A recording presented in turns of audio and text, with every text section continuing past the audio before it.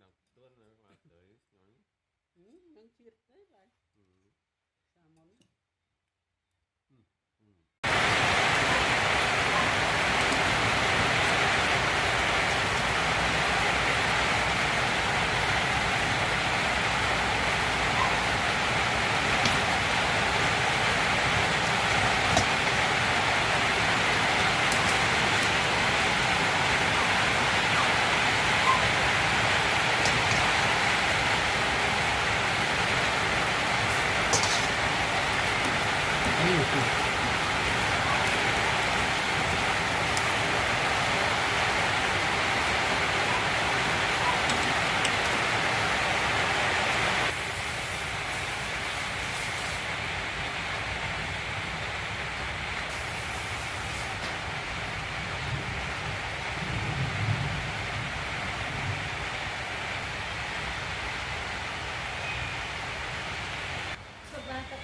đấy chứ nào chào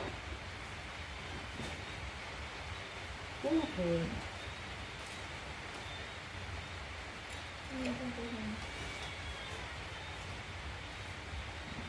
nói nó đi không phải ăn này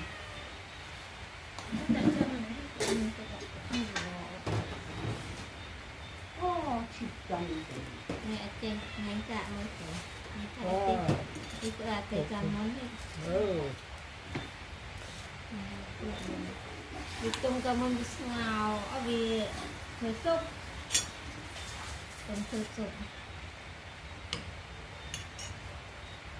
cái năng cái bệnh thì cái con phải chứ hay là chết cái nó đi đây đi mình đang hốt mình đang bây giờ bay bộ khi nó thấy đi tầm món nó tươi chú này tươi cái thời gì này lụ mới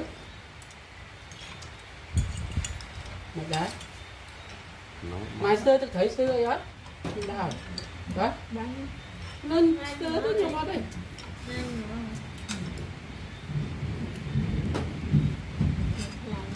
ngao đây là ngao ngon rồi mình tự ấy cho mình lại thì mình đây ăn đưa rồi lấy bỏ đây tự ăn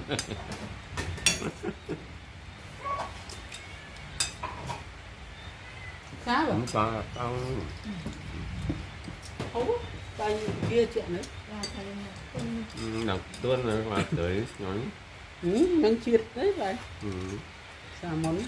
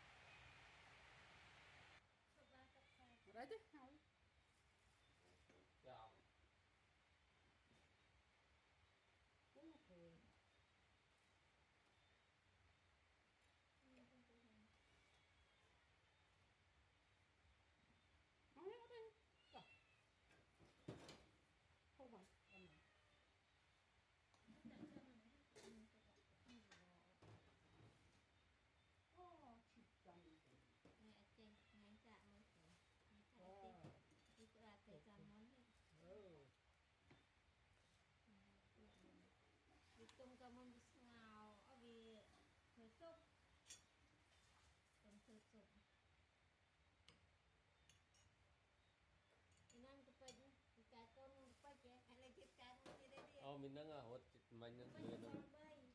ô màu thì nó thấy đi tầm món nó Tơ chú này. Mày tơ cái thời gì? Mày lúc mới. Mày đấy. nó Mày tơ tôi thấy xưa ấy á. Mình đào. Đó. Bánh. Nên tơ rất nhiều vào đây. Hai nữa. Ngao đây là ngao. ngon rồi Không biết tự ấy cho mình được cái gì. bây giờ đây ăn đưa rồi lấy bỏ đây tự ăn Sao rồi? không có tao Không. Tay kia chuyện đấy. Ra thấy đọc tuôn rồi mà tới nói Ừ, nâng chiết đấy vậy. ừ. Sao món